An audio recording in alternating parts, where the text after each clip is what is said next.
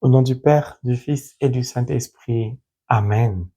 Que la grâce de notre Seigneur Jésus-Christ, l'amour de Dieu le Père et la communion de l'Esprit Saint soient toujours avec nous, chers abonnés, et sur vous qui pour la première fois regardez cette chaîne. Si vous y êtes, ce n'est pas un hasard. Le hasard n'existe pas dans la parole de Dieu. C'est le Saint-Esprit qui vous y a conduit, car certainement, Dieu a un appel sur votre vie. Dieu veut parler à votre cœur. Il veut vous bénir.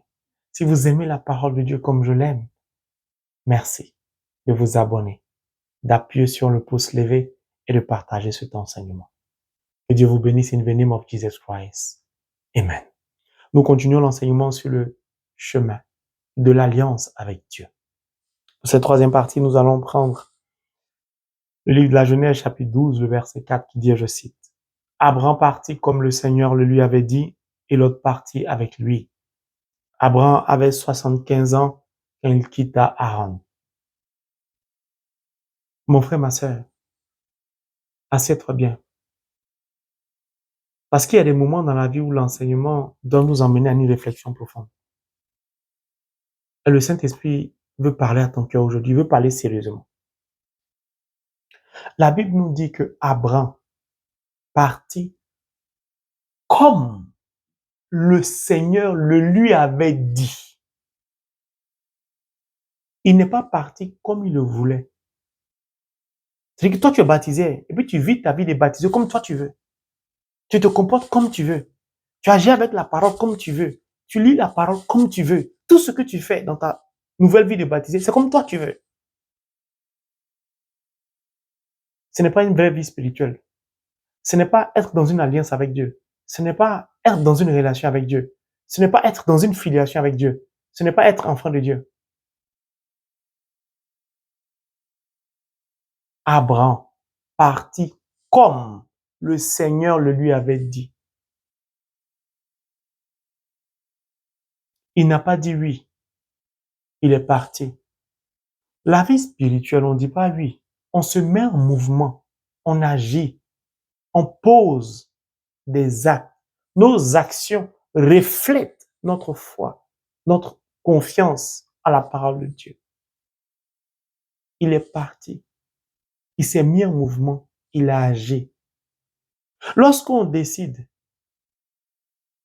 de partir, lorsqu'on décide de se faire baptiser, lorsqu'on décide d'entrer dans une relation avec Dieu, on s'engage simplement. Le baptême est un engagement. On ne nous y a pas forcé. Qui a forcé Abraham? Personne. Qui a forcé la Vierge Marie? Personne. De toute façon, si Dieu t'a choisi, tu ne peux pas lui dire non.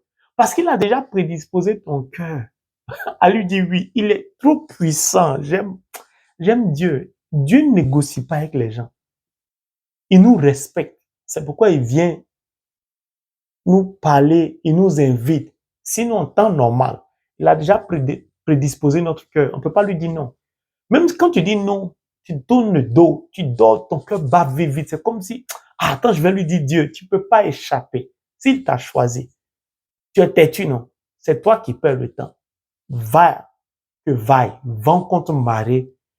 Ton cœur va commencer à battre de plus en plus après cet enseignement. Tu vas sentir que tu n'es pas en paix. Tu vas sentir que quelque chose manque à ta vie. Tu vas sentir que tu as envie de lire la Bible plus. Il t'appelle.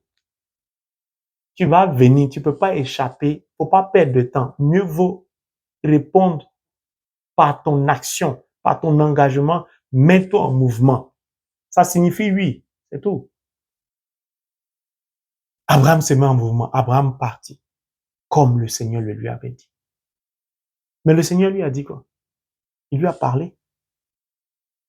Il a dit, le pays que je te donnerai, je te ferai voir.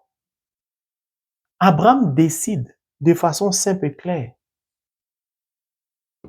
d'écouter la parole. Ça dit Holy Bible, the word of God. Comme le Seigneur le lui avait dit. C'est pour ça que je vous dis souvent la parole de Dieu. On ne la lit pas, on l'écoute. C'est Dieu qui nous parle. Abraham a décidé de prendre la parole, de faire de la parole de Dieu sa boussole. son GPS, son guide, et j'en passe.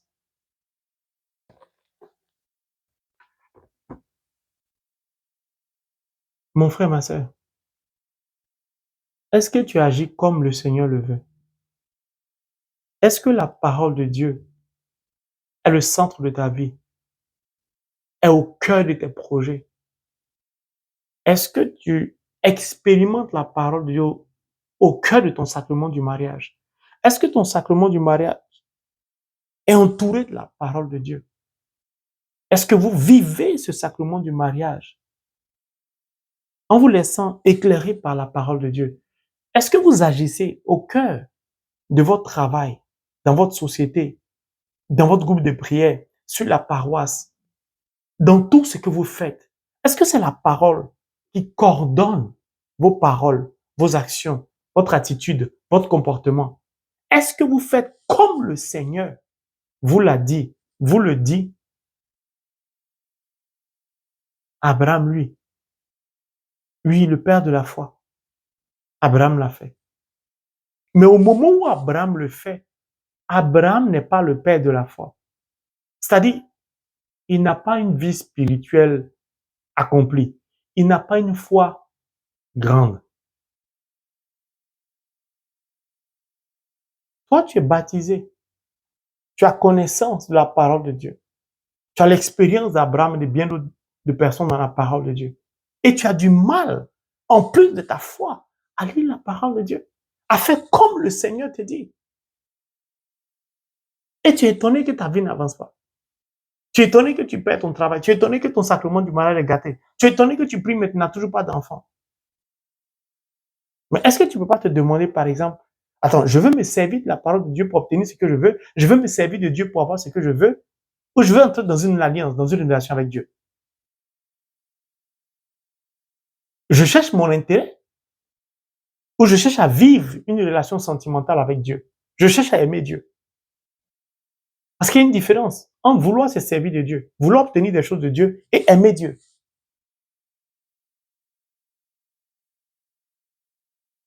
Abraham partit comme le Seigneur le lui avait dit.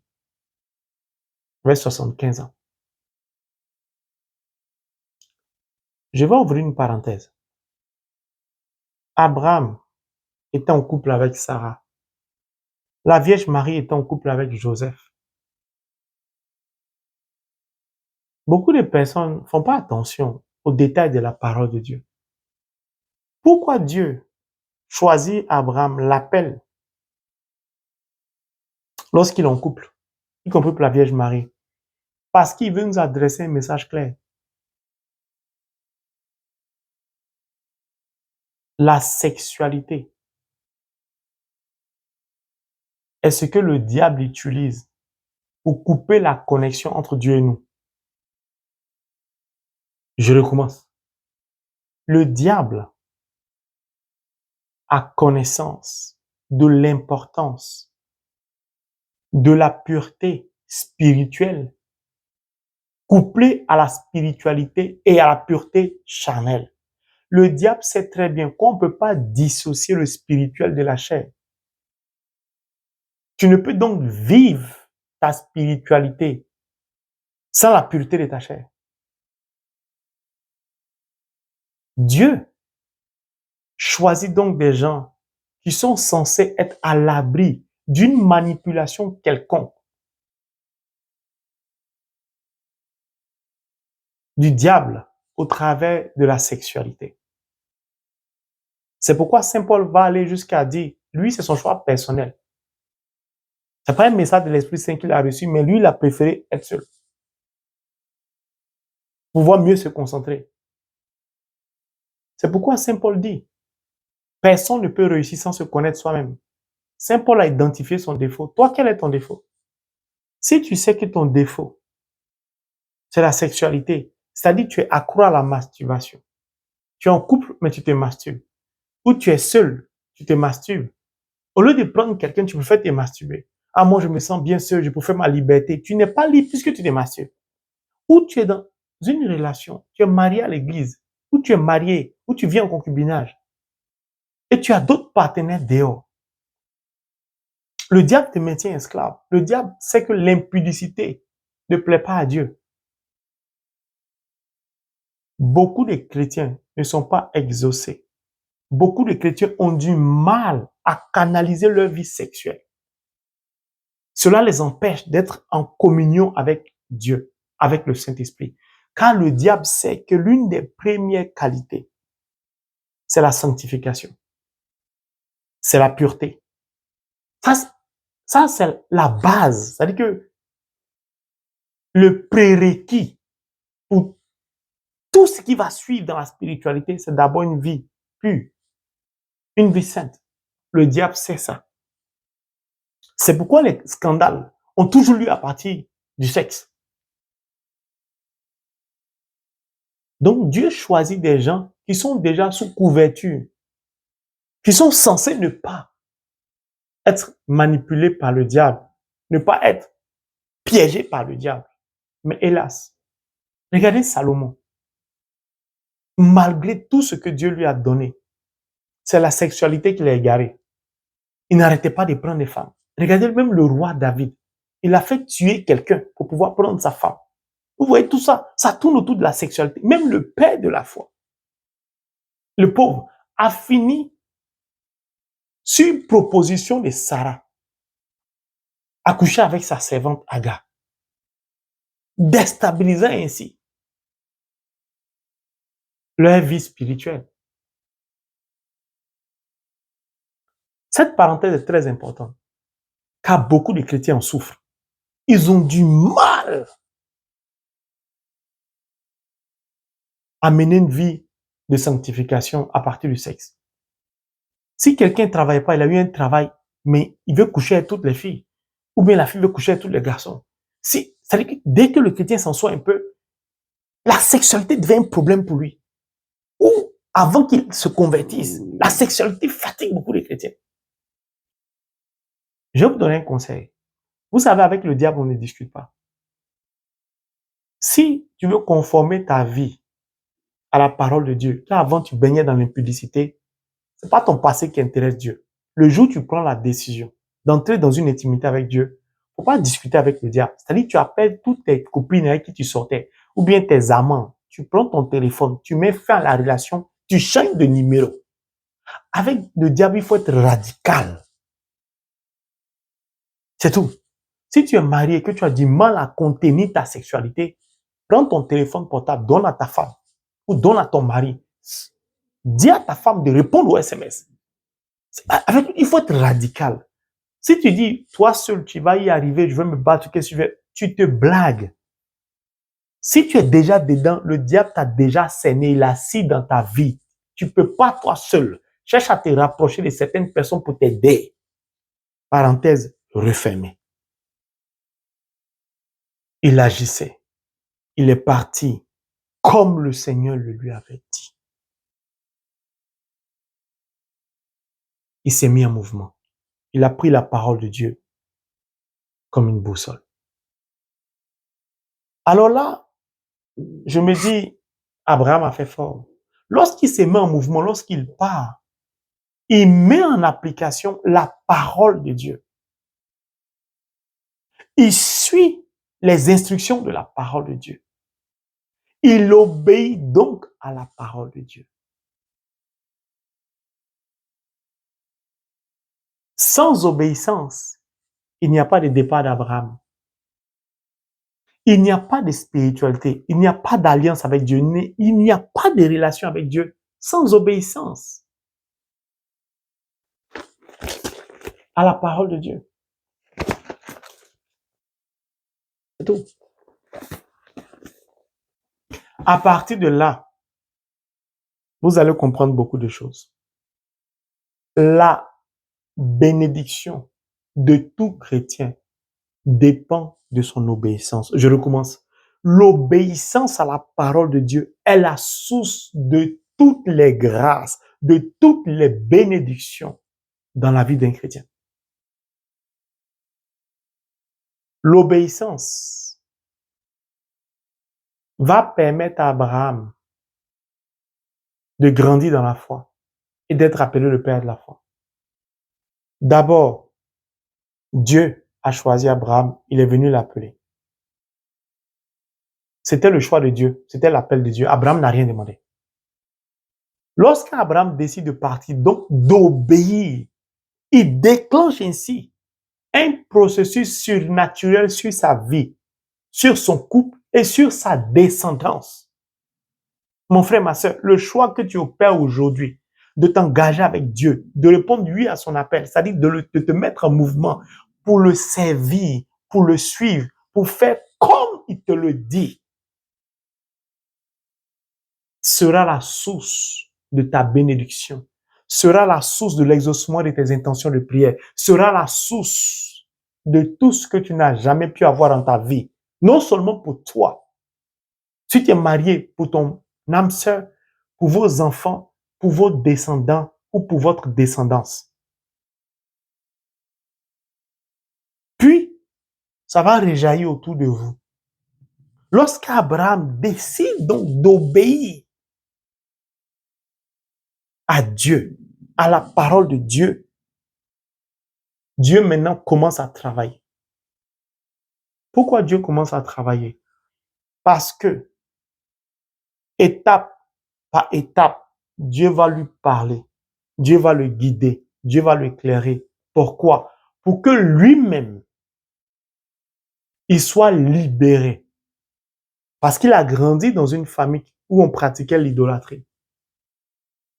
Donc le chemin qu'il va emprunter sera le chemin de sa propre délivrance. Mais ce n'est pas lui qui a décidé ça, c'est Dieu à sa place. Il n'y est pour rien. Il obéit à la parole de Dieu. Et la parole de Dieu va se charger de fortifier sa foi. C'est-à-dire sa confiance en Dieu. Il accepte de partir de zéro. Il accepte de recommencer sa vie. Il accepte de poser les jalons, les bases de sa nouvelle vie.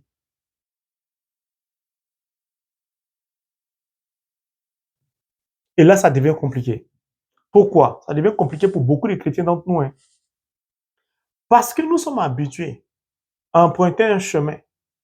Il y a un panneau stop, on sait qu'on doit s'arrêter. Quand il n'y a plus de panneau stop, on est désemparé, on ne sait pas si on doit s'arrêter ou partir. C'est ce qu'Abraham va vivre. Prenez un grand carrefour avec de grandes voies. Le feu rouge en panne. Vous voulez traverser. Il y a des voitures qui viennent de partout, à gauche, à droite. Vous regardez les voitures avant de traverser. Arrivez à un moment, parce qu'il y a tellement de voitures, si vous ne vous décidez pas à avancer, vous pouvez passer 1 heure à arrêter. Vous allez commencer par essayer d'arrêter les voitures pour avancer, pour pouvoir traverser l'autoroute. Sinon, vous allez passer toute une journée là. Ce n'est plus la vue qui va diriger seulement, mais ce sera votre intérieur, votre décision, votre conviction, vous-même. C'est ce qu'Abraham va faire. Lorsqu'Abraham part, comme le Seigneur le lui avait dit, Abraham accepte de ne plus marcher et vivre par la vue, mais par la confiance qu'il a placée en la parole. Il ne cherche plus à regarder à gauche, à droite, c'est-à-dire, il y a un tournant à gauche, il y a un tournant à droite, lequel emprunter. Il se laisse conduire par la parole. Dieu ne dit pas à Abraham, je vais mettre des panneaux indicateurs devant toi à chaque étape. Il doit apprendre à avancer seulement. Il doit apprendre à se laisser conduire seulement. Il ne doit pas poser des questions. C'est comme ça. Abraham va consolider sa foi. Pourquoi? Parce qu'en acceptant de partir, sans savoir où il va, il sera confronté au climat, à la pluie, au soleil, c'est-à-dire aux épreuves, aux difficultés. La foi donc se consolide au travers des épreuves, au travers des difficultés. Au travers des saisons, il pleut, il y a le soleil, ainsi de suite. Mon frère, ma soeur, c'était le chemin pour qu'Abraham soit coupé de l'idolâtrie, soit coupé de tout ce qui le coupait de Dieu. L'obéissance est la source d'élévation spirituelle incontestable et incontestée. Et l'obéissance est donc le problème de beaucoup de chrétiens d'entre nous. Parce que obéir sans savoir où on va, ce qu'on va devenir, est une inquiétude pour beaucoup de chrétiens. Qu'est-ce que cela signifie? C'est une leçon que Dieu nous apprend au travers de cet appel avec Abraham. Le départ d'Abraham est une leçon. C'est-à-dire, Dieu nous dit simplement et clairement, la vie chrétienne, ce n'est pas de savoir ce que le futur nous apportera. Ce n'est pas de savoir qu'est-ce qu'on deviendra demain. Qu'est-ce qu'on va gagner. Mais c'est de savoir à qui est-ce qui appartient le futur. Ou c'est de savoir celui à qui appartient le futur. Lorsqu'Abraham décide de partir comme le Seigneur le lui avait dit, ça signifie qu'Abraham a conscience que son futur, c'est Dieu. Parce que Dieu lui a dit ce qu'il doit laisser. Mais Dieu ne lui a pas dit ce qu'il allait lui montrer. Il dit, je te ferai voir. Il sait que c'est un pays, mais il ne connaît pas le nom du pays. Il ne sait même pas où ça se situe. Comment il va prêter le chemin?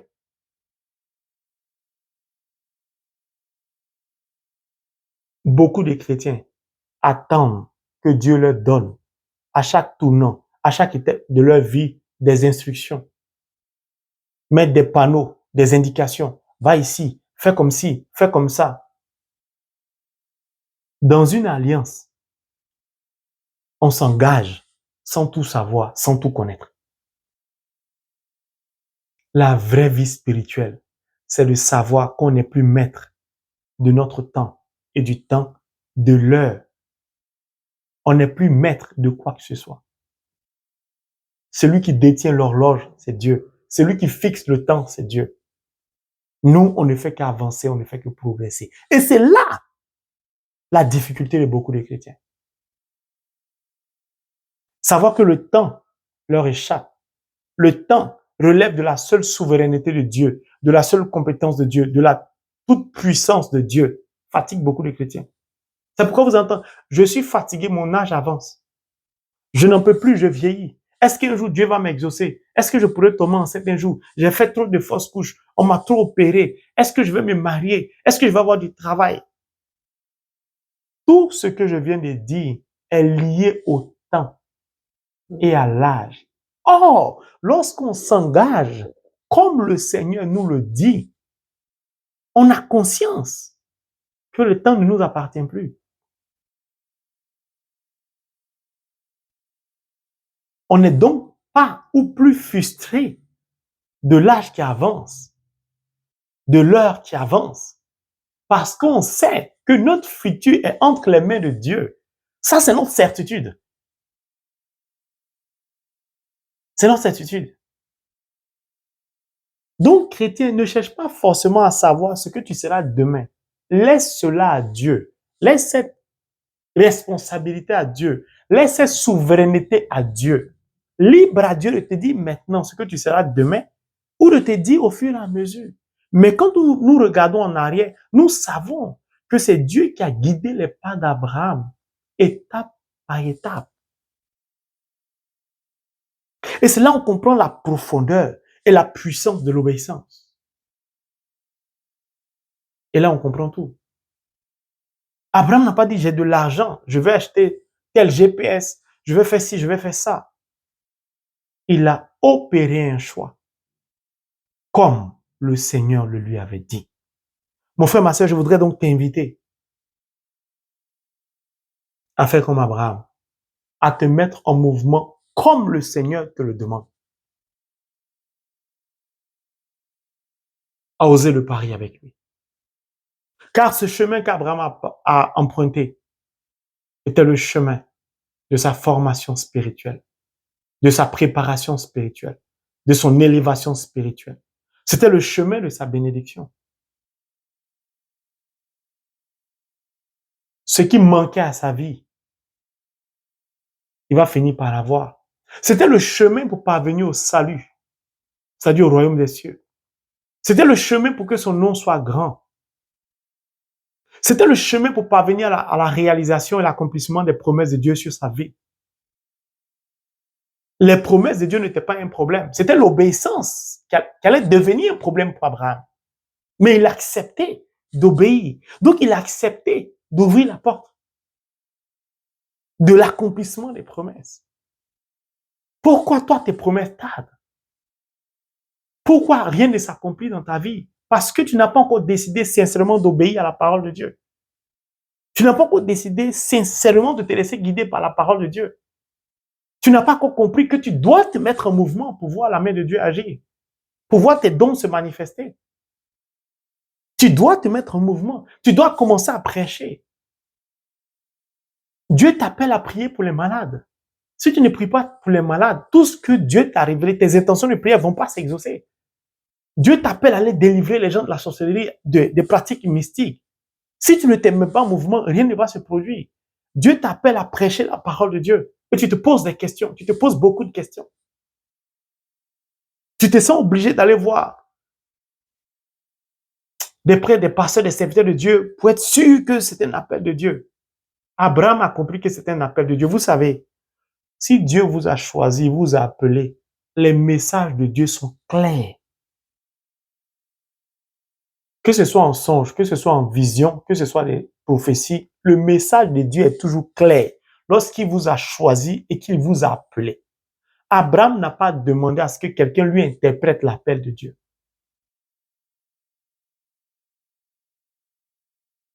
Dieu prépare toujours tout le chemin pour nous. Il prédispose notre cœur.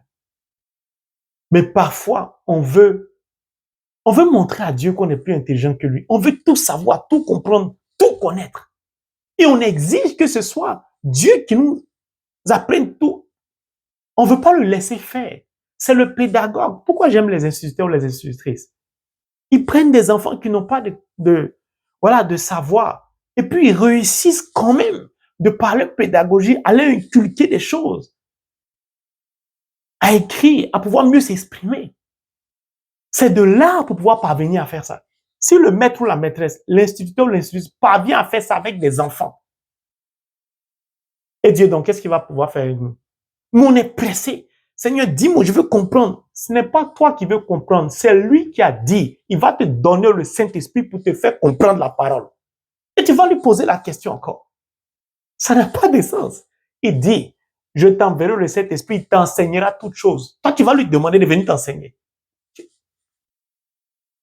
Dieu va t'enseigner quoi? Dis Saint-Esprit, explique-moi le verset, c'est tout. On n'a pas besoin de formuler une prière. Le Saint-Esprit est le meilleur instituteur que Dieu nous a promis. Vous voulez voir? Si tu ne vas pas en classe, comment le maître, comment la maîtresse va t'enseigner? Comment? Et rentre en classe, c'est-à-dire accepte de prendre ta parole, de commencer à la lire. Ça veut dire que tu vas en classe. Et puis quand tu vas en classe, là, quand tu es à l'école primaire, l'année scolaire, c'est pas un jour, une semaine, c'est sur un temps déterminé. C'est au moins 6 mois. À peine tu commences à lire la parole de Dieu, tu veux tout comprendre tout de suite. C'est pas possible. Laisse le temps à l'Esprit Saint de t'éclairer. Quand le Saint-Esprit vient t'expliquer la parole de Dieu en fonction de ta vie. C'est ça qui fait la personnalisation de la parole de Dieu. C'est-à-dire le Saint-Esprit t'explique la parole de Dieu en fonction de ta vie. Comme ça, quand tu la comprends, tu peux la relayer à d'autres personnes. Abraham n'est pas devenu le père de la foi parce qu'il le voulait, parce que Dieu l'avait prévu. Mon frère, ma sœur, je voudrais juste marquer un arrêt pour cette troisième partie. Dieu t'interroge. Te sens-tu maintenant apte, prêt ou prête, capable d'obéir à la parole? Ta bénédiction en dépend. Moi, j'ai le projet. J'ai tout préparé.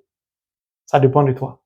Si tu acceptes d'obéir à ma parole, je te donne tout. Ce que j'ai pour toi comme projet est meilleur que les projets que toi-même tu as construits en ton cœur. Tout dépend de toi. Je t'ai choisi, je t'ai appelé, j'ai un projet. J'attends simplement que tu te mettes en mouvement. Ne me parle pas de ton âge. Ne me parle pas de ceci ou de cela. Je suis le souverain, le Dieu souverain qui détient l'horloge, qui détient le temps. Je suis l'auteur de l'œuvre que tu es. Je peux tout. Mais je te respecte. Je ne m'impose pas à toi. J'ai besoin que tu te mettes en mouvement. J'ai besoin que tu t'engages avec moi. Alors mon frère, ma sœur, longtemps Dieu t'a appelé à travailler au cœur de ta famille, à libérer ta famille. Lève-toi maintenant. Commence à utiliser les dons spirituels. Commence à prêcher la parole. Commence à lire la parole. Je vous invite à écouter le témoignage qui va suivre, qui va vous aider à grandir dans votre foi et à comprendre beaucoup de choses. Que le Seigneur nous donne, au travers de ces témoignages, de nous convertir réellement et d'obéir à la parole de Dieu au nom de Jésus. Amen. Bonjour. Sinon, moi, c'est Steve. Et j'ai un petit témoignage à faire par rapport à mon circuit de vie, par rapport à ce que j'ai vécu et jusqu'à ce que je puisse me donner au Christ. Comment ça s'est passé juste en bref. Je vais vous donner un peu les détails. Donc, pour commencer, moi, je suis né d'une famille polygame. Mon papa qui était un gendarme et qui est parti à la retraite depuis 2005. Donc, et dans notre famille, je pense que pour pouvoir aller un peu de l'avant, il faudrait quand même se fier aux fétiches et autres. Et quand je dis fétiche, je ne sais pas si vous avez déjà une fois fait la connaissance des fétiches, mais quand je parle des fétiches, c'est que c'est de grands fétiches. C'est-à-dire vous rentrez dans toute une pièce qui est pleine d'idoles et autres. C'est dans ça que j'étais, bien avant de rentrer dans le corps de la police. Donc, quand je suis rentré à la police, il fut un temps où je peux dire tout était bloqué. Si je dis bloqué, c'est carrément bloqué. Tout ce que je fais aux yeux des gens, aux yeux de mon entourage, aux yeux de mes chefs, était mauvais, ça sentait mauvais. Mais pour moi, je pensais pouvoir faire bien. Et j'ai dû supporter ça et je continue toujours dans l'idolâtrie et autres. Mais toujours pas de changement. Et la dernière chose qui m'a plus touché et que j'ai carrément pris la décision d'abandonner ces trucs-là, ces trucs sataniques, je veux dire, est que j'ai dû faire mon premier prêt, acheter un terrain. Et le peu d'argent qui reste, c'est dans l'idolâtrie, j'ai tout investi. Comme quoi, il faudrait acheter ceci, acheter cela, immoler telle bête, faire ceci pour pouvoir être bien stable dans mon service et être affecté dans un poste où je pourrais toutefois être à l'aise. J'ai dépensé plus de 200 à 300 et quelques mille en moins d'une journée, hein, juste pour pouvoir faire des sacrifices et être à l'aise dans mon service. Mais depuis quand j'ai fait cela, c'est le contraire, j'ai vu. Et je me suis travaillé moi-même l'esprit. Je me suis travaillé l'esprit et puis bon, à un temps donné, j'ai dû me lancer maintenant dans quoi? Dans l'islam. Comme quoi je voyais les musulmans bien habillés en boubou autour de moi qui faisaient un peu du bien. Je me suis dit que là, vraiment, c'est une religion que je dois suivre. J'ai vu des vrais croyants qui, quand même en cachette, se donnent à l'alcool, qui jugent les autres à travers leur tenue, comme quoi il y avait eu manifestation ici et que le corps habillé n'est plus le bienvenu. Je vais prendre un petit exemple qui fera rire, mais qui est vraiment touchant. Parce que moi, je parle ici, franchement, ça vient du profond de moi. Quand tu es corps habillé, que tu es reconnu, automatiquement, les prix des choses sont doublés à ton égard. Quand tu viens pour acheter quelque chose, le prix est doublé. Ça, c'est un. En tant que croyant, musulman, ça. Et secondo, tu viens pour louer dans une maison et on demande ta profession, tu dis je suis policier. Déjà, quand c'est des musulmans, ils refusent de t'accueillir. Et je me suis dit, mais si vraiment c'est le même Dieu on adore, je ne suis pas sûr qu'un vrai croyant peut faire cela. Et j'ai abandonné la religion, j'étais là. Je n'avais plus de religion, j'étais là juste comme ça. Jusqu'à ce que j'ai commencé par capter des chaînes de télévision. Je voyais là, bon, quand moi je vois déjà là, une chaîne chrétienne, moi je zappe, je n'ai pas besoin de ça. Je suis les séries et autres. Jusqu'à ce qu'un jour, je suis tombé sur une chaîne et j'ai écouté juste un peu la parole de Dieu. Et puis bon, comme mon service aussi ne me donne pas le temps, c'était juste quelques minutes et je suis parti. Depuis lors, je suis là un petit matin, j'ai pris la décision que bon, si j'ai suivi les fétiches, ça n'a rien donné. J'ai été musulman, ça n'a rien donné. Et que je vois un Dieu auquel les gens se sont donnés, même malgré leur pauvreté, malgré ce qu'ils traversent, ils se sont donnés à ce Christ-là qui continue pas à faire des miracles dans leur vie. Même le fait que je vois des chrétiens qui n'ont rien, mais qui sont joyeux, heureux, qui vivent en harmonie, je me suis dit que déjà ça, c'est quelque chose. Donc je vais me donner au Christ pour aussi avoir cette joie au cœur-là et avoir cette harmonie-là autour de moi. Et intérieurement, moi, je suivais Christ, mais j'avais même honte d'exposer ma religion parce que je faisais mes prières en cachette. C'est que je ne voulais pas que mon entourage sache que vraiment je suis devenu chrétien, genre pour éviter les moqueries et autres. Jusqu'à ce qu'un petit matin, je sors de mon service, voulant faire un tour à la maison, je trouve la couverture d'un pneu 4x4 sur mon chemin. Je prends le couvre-pneu, j'essaie de rattraper la personne, mais en vain. Je suis retourné garder ça chez moi à la maison. Et d'abord, un petit exemple, quand je suis arrivé, le voisinage qui disait non, ils ont trouvé de quoi recueillir l'eau de pluie dedans. J'ai dit non. Ce n'est pas un truc pour recueillir l'eau de pluie, mais c'est quelque chose qui appartient à quelqu'un et je dois coûte que coûte trouver la personne, même si ça prend du temps. Je suis allé encore au boulot, j'ai fait quelques 3-4 jours. Je reviens, je vois effectivement, ils ont recueilli l'eau de pluie dans le couvre-pneu qui était là. Et j'ai dû faire quoi? Je me suis énervé immédiatement, je n'ai même pas salué, j'ai déversé l'eau par terre. Et j'ai pris le couvre-pneu, je suis allé garder avec moi. Le lendemain matin, en allant au boulot, je vois une voiture. J'analyse la couleur, tout. Je vois que ça équivaut à la couleur du couvre-pneu. Et effectivement, je vois derrière un pneu qui n'est pas couvert. Et j'ai dit là, je pense que j'ai trouvé ma personne. Je me suis dit, même si arrivé, la personne m'accueille mal ou un truc comme ça, c'est pas un problème. Moi, ma mission, c'est juste lui remettre son couvre-pneu. Et c'est de là que j'ai suivi la personne arriver. Bon, la personne a garé. Et d'abord, j'ai klaxonné pour faire signe à la personne que non. Et j'ai une petite question à lui poser, mais la personne n'a pas écouté puisqu'elle avait monté les vitres, tout. Et j'ai dû suivre la personne. Étant prêt pour aller au service, j'ai suivi la personne. Et arrivé à destination, bon, à ma grande surprise, ce n'était pas un homme, mais c'était une femme qui aujourd'hui est devenue comme mon guide spirituel en Christ. Donc, comme quoi, je lui ai posé la question à savoir si elle avait perdu un truc comme ça. Elle dit oui, qu'on l'a volé, tout ça. Il dit non, ça n'a pas été volé, mais ça se trouve avec moi. J'ai essayé de la donner les détails. Jusqu'à ce qu'aujourd'hui, on en est là. Donc, juste pour dire quoi, c'est un peu le briefing de ma vie personnelle. Et maintenant, mis à part ça, j'ai aussi un petit témoignage à donner qui va s'en suivre. Mon premier témoignage, c'est quoi? Quand je suis arrivé, que d'abord, j'ai laissé l'islam, j'étais là, je n'avais aucune religion. Au service, d'abord, c'était devenu comme de l'enfer pour moi. Comme quoi, je n'étais pas aimé. C'est que mes chefs, mes propres collègues ne voulaient même pas me sentir. Et c'est des trucs vraiment. Quand je me suis donné à Christ, j'ai commencé par prier. J'ai dit voilà, Seigneur, fais en sorte qu'on me fasse quitter de ce service-là. Parce que je fais déjà mes 3 ans. Il faudrait que chaque 3 ans, il faut qu'on nous affecte. Mais il faut avoir les bras, il faut avoir des gens pour qu'on t'affecte et t'amener à un endroit où tu peux quand même vivre. Parce qu'il y a des endroits où on peut t'amener, c'est encore plus pire que d'où tu viens. Quand j'ai mis cela en prière, à ma grande surprise, les 2 chefs-là, qui ne voulaient pas me voir, qui me détestaient, qui me créaient des problèmes par-ci, par-là, il y a un qui n'a même pas fait son temps. Un carrément, quand ça a commencé, lui, on l'a amené à l'encadrement pour aller encadrer des enfants. Et quand il est parti, l'affectation lui a suivi, comme quoi il ne devrait plus revenir. Mais le second, lui, n'a même pas fait son temps. Il n'a pas fait les 2 ans même. Normalement, c'est 3 ans, mais il n'a pas fait 2 ans. Mais lui aussi, on l'a affecté. Et actuellement, je suis dans mon service, je suis à l'aise.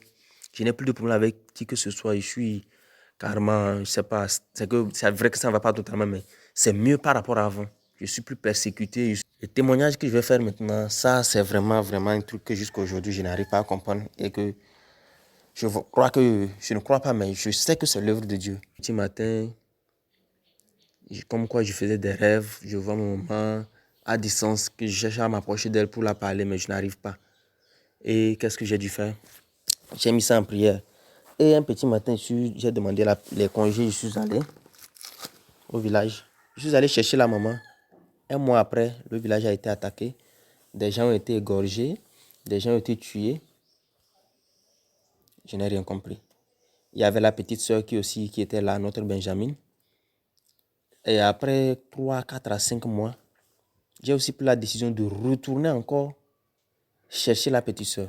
Mais pour la petite sœur, je n'ai rien compris, puisque quand le village a été attaqué pour la première fois et qu'on les a ramenés dans un autre village, je suis allé dans le deuxième village chercher la petite sœur et une semaine après, même je vous assure que je suis allé la chercher, les parents et la maison dans laquelle l'enfant vivait, les parents n'étaient pas d'accord, l'entourage n'était pas d'accord que je prenne l'enfant. Donc j'ai dû tromper leur vigilance comme si je partais. Et quand ils m'ont oublié, je suis revenu doucement prendre la petite soeur sans chaussures. Et une semaine après, le même village aussi a été attaqué. Et je pense que tout ça, c'est l'œuvre de Dieu. Je sais que c'est l'œuvre de Dieu. Voilà mon témoignage par rapport à ce que Dieu est en train de faire pour moi dans ma vie. Moi, je suis le Benjamin de ma famille. Je suis le dernier garçon. On est 3 garçons, 3 filles, mais je viens d'une famille polygame. Mais si Dieu veut passer par moi pour quand même relever la famille, sortir la famille de l'obscurité satanique, je pense que je veux que sa volonté soit faite. Je veux que sa volonté soit faite. C'est un peu ça. Et je rends grâce à Dieu. Je glorifie le nom de Dieu pour tout ce qu'il est en train de faire pour moi dans ma vie, pour tout ce qu'il est en train de manifester dans ma vie. Je pense que c'est déjà un bon début et que je profite de l'occasion pour dire que je viens de recevoir une Bible de la part de la sœur. Donc, je prie Dieu que le cœur que Dieu l'a donné là, que Dieu puisse transmettre ce même esprit-là, cette même, ça dit, comment dire, ce même comportement-là à toute personne qui est égarée et que tout le monde puisse aller de la lumière vers la lumière. Amen. Au fait, c'est parce que je suis tellement en joie, tellement, je sais pas, dépassé que je n'arrive pas à bien organiser mes témoignages, mais c'est que Dieu a beaucoup fait pour moi et continue pas à faire pour moi. Mais ce qui est plus bizarre dans tout, c'est que je n'ai jamais approché un homme de Dieu pour quoi que ce soit, mais c'est consciencieusement, intérieurement, en moi-même que je me suis travaillé et je me suis donné au Christ. Et la première personne que je crois sur mon chemin, c'est aussi, c'est-à-dire cette sœur-là qui est aussi un enfant de Dieu et aussi qui est en train de m'orienter. Donc c'est quelque chose que moi-même, je suis dépassé. Et c'est inexplicable, en fait. Je ne peux pas expliquer. Parce que c'est un truc qui se ressent, mais qui ne peut pas s'expliquer. Donc c'est un peu ça. Vraiment, je rends grâce à Dieu et gloire à son nom.